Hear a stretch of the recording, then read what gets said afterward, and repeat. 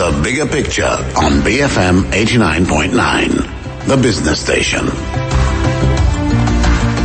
Good afternoon and welcome to the show. In Malaysia, by the year 2030, older persons will constitute 15% of our population. That means we will be an aging population. Healthy aging is an emerging issue due to increased life expectancy as a result of healthcare advancements.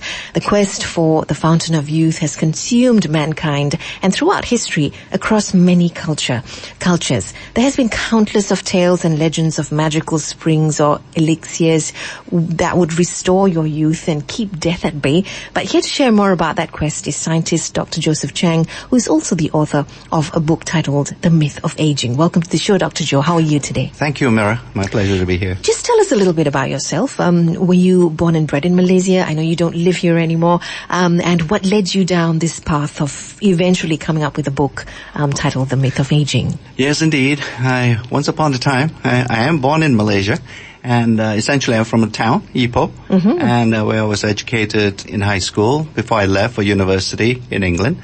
So it's been more than 40 years now. I've been outside of Malaysia, and I do come back very often, but primarily now it's really on behalf of my company, and it's been great to come and visit Malaysia and bringing all the latest developments. I'm trained as a scientist and primarily focusing on this whole new big field that we call anti-aging product development, and it's important. We focus on skincare products as well as natural supplements as well. When you talk about research and development, I always get very excited. What have you found out thus far over the last 40 years in terms of aging? What have some of your discoveries been? Yeah, the most important insight that we have gotten from all the scientific research is that our body has this innate ability to stay young as we age. So we have been discovering there are two types of aging. One we call chronological aging, which is obviously very time dependent. And a year from now, for example, you and I will be a year older. Yes. And there's another type of aging that is becoming very important, and that's called biological aging. And that is how the body ages over time. And that's the one we've been focusing on, because we believe now, with all the latest scientific research, we have a great opportunity to make sure that a year from now, that our body doesn't have to be a year older biologically. And what are you doing? What do these products actually do? Yeah, well, our products are focusing on looking and sort of influencing what we now call the genetic sources of aging. And that is that the most recent discoveries are pointing towards the fact that ultimately the aging process starts at the genetic level. And that relates to the number of genes in our body and how they can influence the aging process. They can influence it in a negative manner, i.e., in other words, accelerate aging, or they can actually help to slow the aging process if they are expressing themselves in the right manner. Sometimes we talk about aging gracefully. Why was there a need to fight the process of aging in the first place? Well, there's a reason why we're aging. Absolutely. There is a reason, and inevitably we do age, right? But I think there's an economic reason too, because every country that I visited, and we all know that Japan, for example, is a prime example of a society that's aging. Yeah. Well, who's going to continue working, in other words?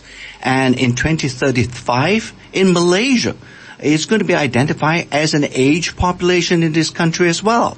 So, and when you look at the economy, there are really basically two factors.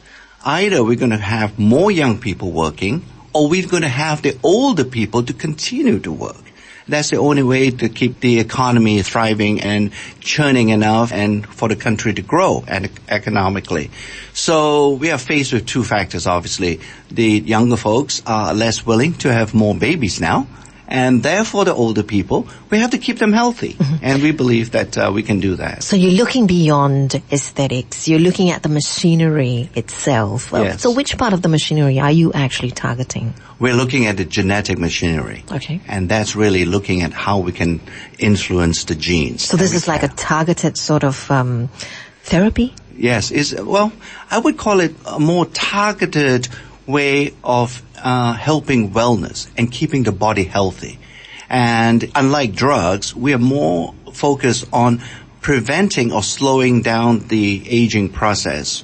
Because as we look at diseases in general, we are beginning to see the major diseases that are coming out in the 21st century and in the future would be age-related type of diseases. Sure. Cancer is a prime example of an age-related disease. But all of us are made up genetically very different. Almost the same, but there's a slight variation. So then how does a general product target your genes? By making sure the activity, although we are slightly different, we now know that the aging process is fairly similar in all of us. And this addresses this classic adage of nature versus nurture. We now know the environmental factors, the external factors, comprise this nurturing concept, if you will. And that is, as we age over time, those external factors are in fact the most important things that influence how your genes behave. So you're talking about epigenetics? Yes, we're talking epigenetics. Well, it's the next level of science we're going into. That's interesting. So you are controlling the environment and how it influences our genes. How our genes actually are expressing themselves. More accurately, we are protecting the body from these negative environmental factors. Okay, so how well developed are these products? Are they scientifically proven? Have clinical trials been carried out? Yeah. Does the mainstream medical fraternity actually buy into findings like these? I mean, where are you standing at the moment? Yes, we take our product development efforts all the way through from basic research, in other words, looking at the cellular level, all the way to a human clinical trial. So we adopt all the good practices in terms of scientific substantiation. So our products, we have to ensure we don't depend on hearsay to develop our products. We rely instead on scientific and clinical studies to provide the scientific evidence behind our products. So the two most important things is ultimately what we have to do for our products is to make sure they're safe and effective. Right. Just to go back a little, how does our body really age? What's going on inside? When you look at it, is that our bodies, it starts at the cellular level. When especially there's a little battery in our cells that's called the mitochondria. Yes. And that drives and makes the sort of chemical energy that is required of a cell to function properly.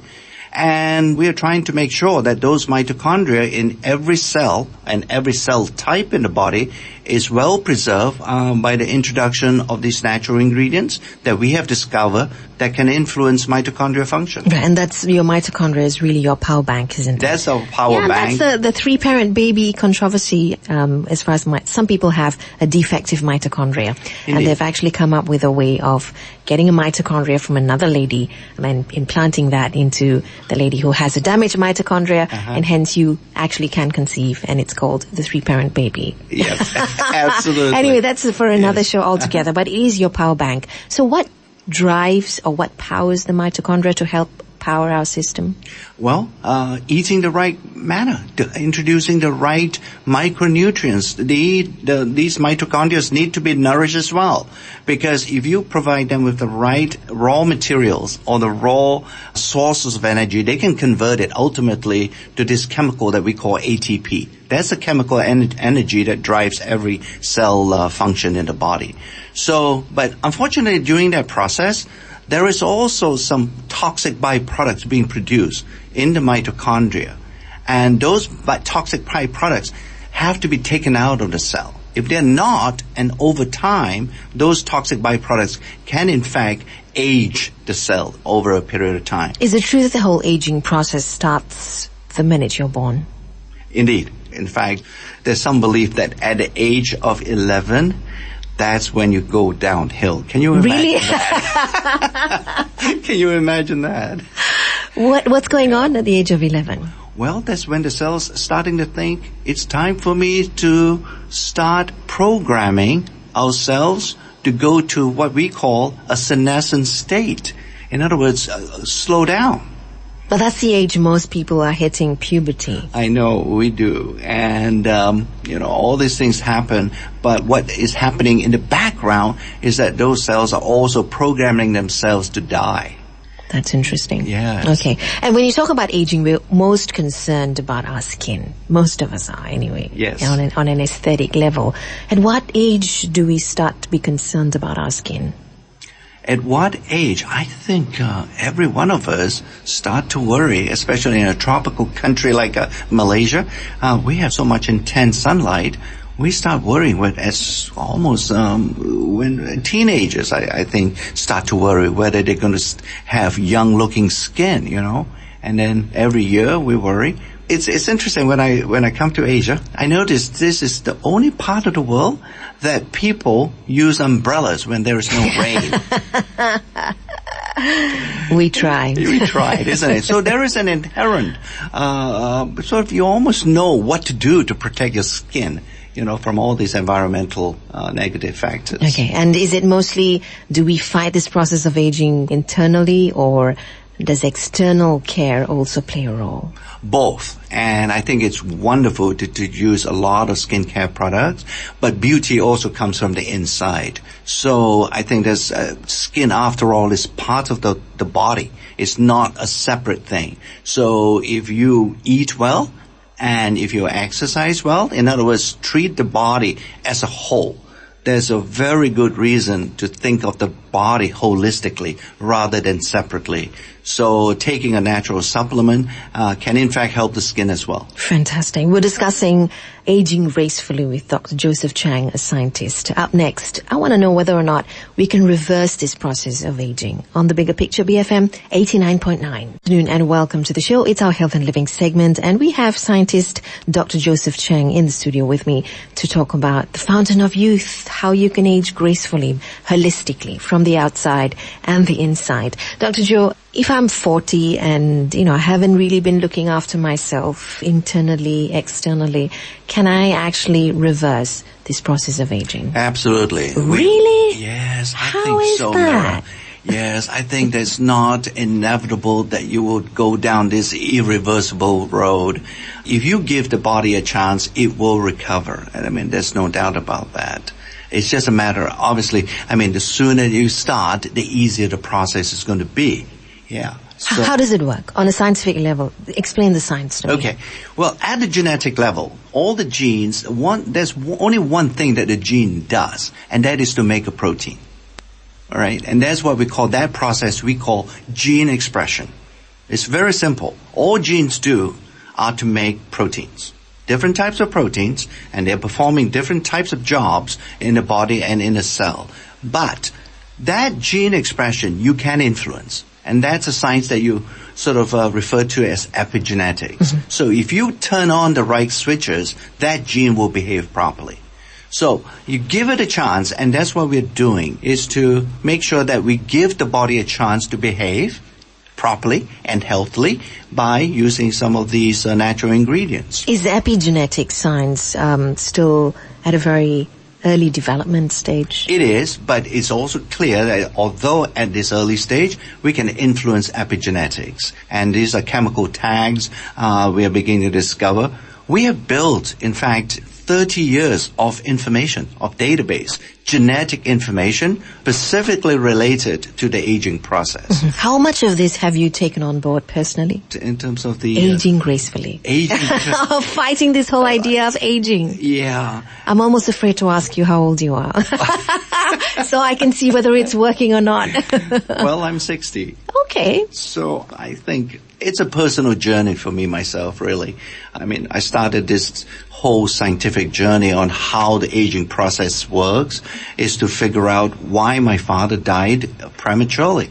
And in fact, not so much in terms of his death, but in terms of his quality of his life before his death. He actually was an invalid.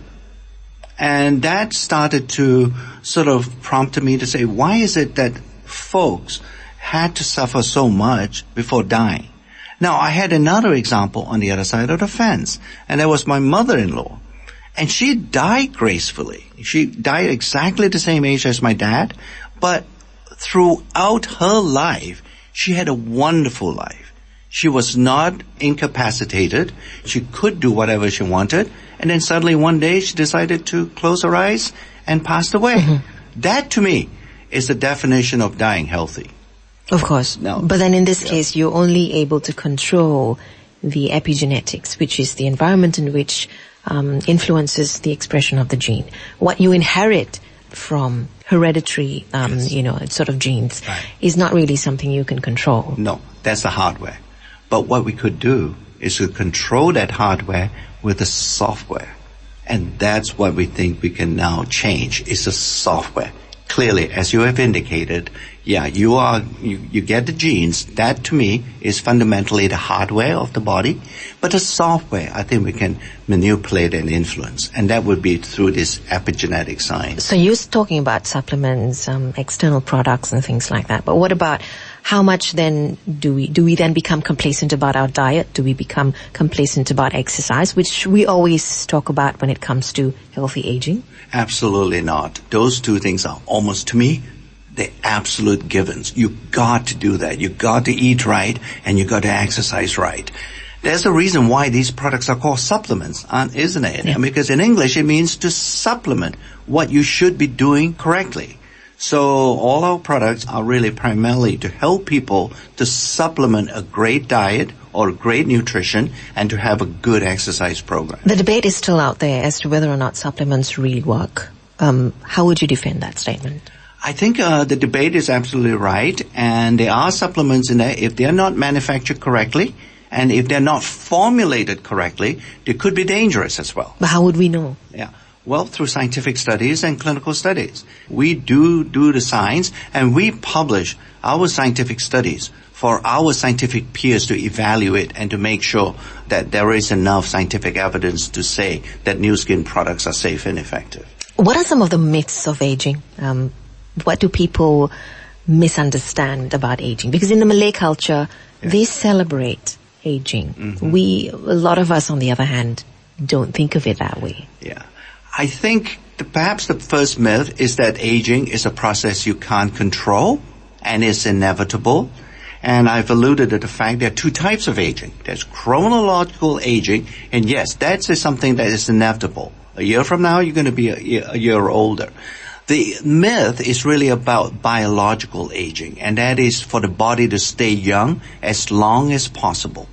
We believe that what you are really shooting for or focusing on, it should be living younger longer and not just live longer. But we all cannot be living longer, Dr. Joseph. I know. What's going to happen? Who's going to grow old? There are going to be other implications.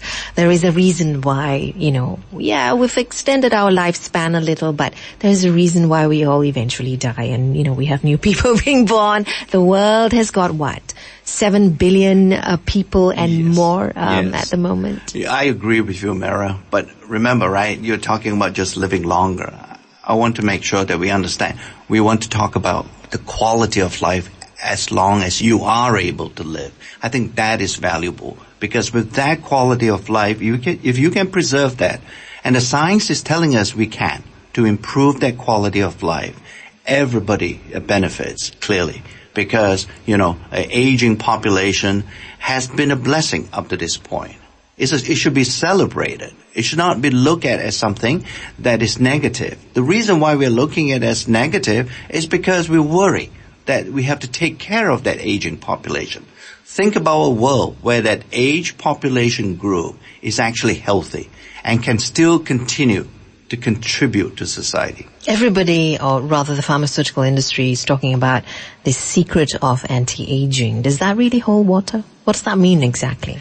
Well, I think the pharmaceutical industry, on the other side of the coin, and I had been in that particular world before in my career, they are really referring to the fact that most modern diseases, if you will, they are age-related. So to understand the aging process, they have a better chance of developing more effective drugs. For us now, in the supplement world, we are more interested in prevention of diseases, and that is to look at how, we can keep the body healthy so that such age-related diseases don't happen as at an earlier age. What would you say are the secret ingredients to healthy aging?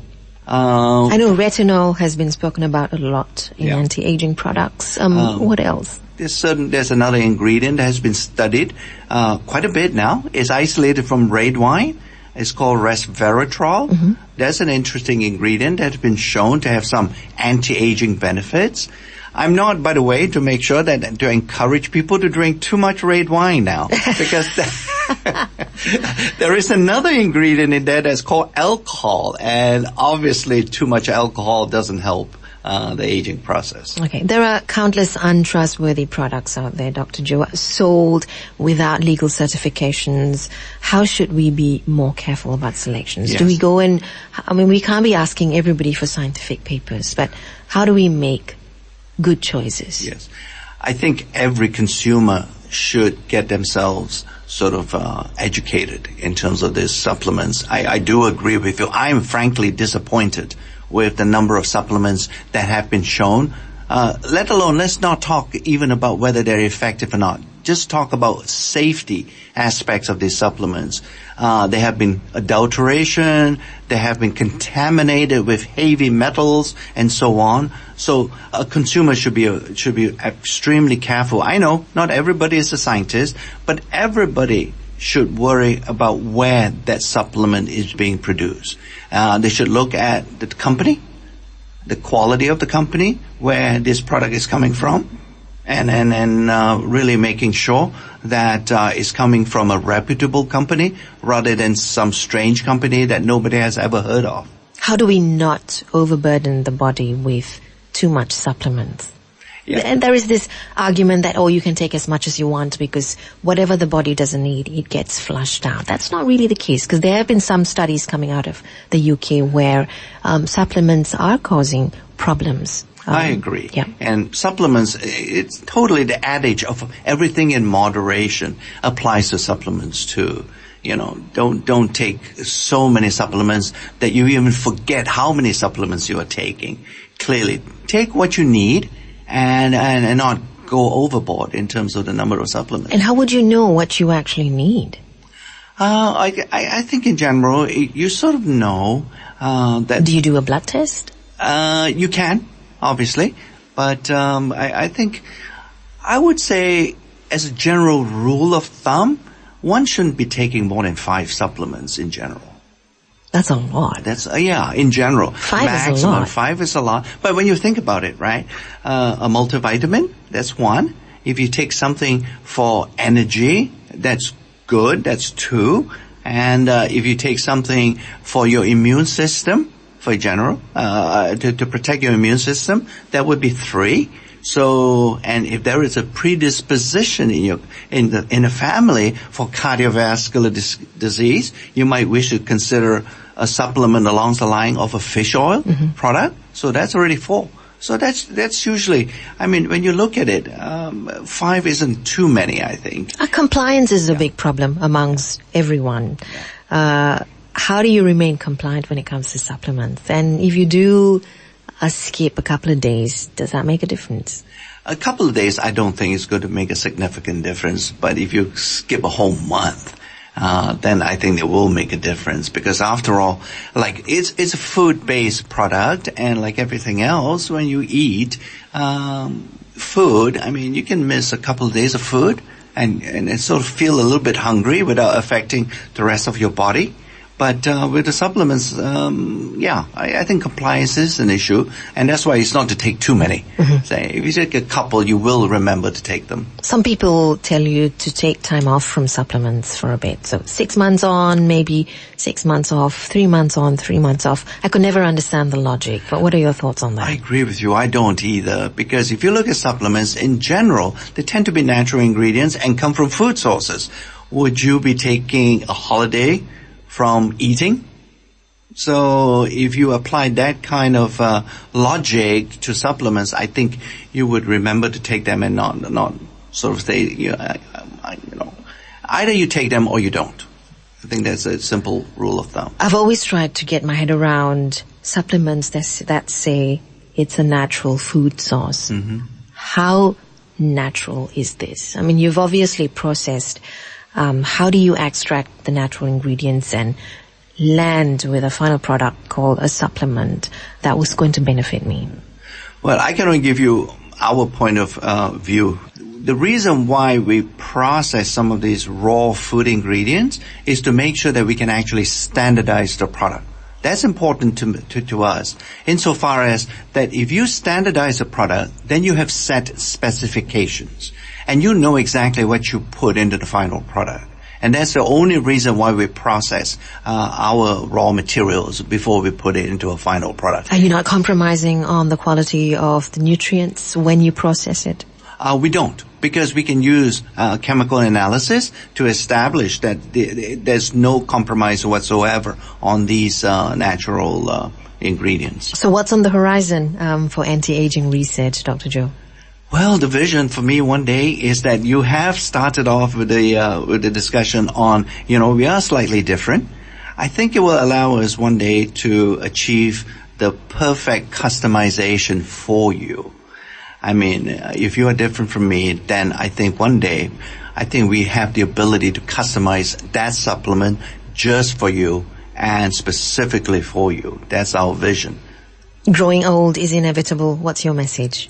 Growing old is inevitable, but staying healthy is just equally inevitable. If you give your body a chance to stay healthy, it will.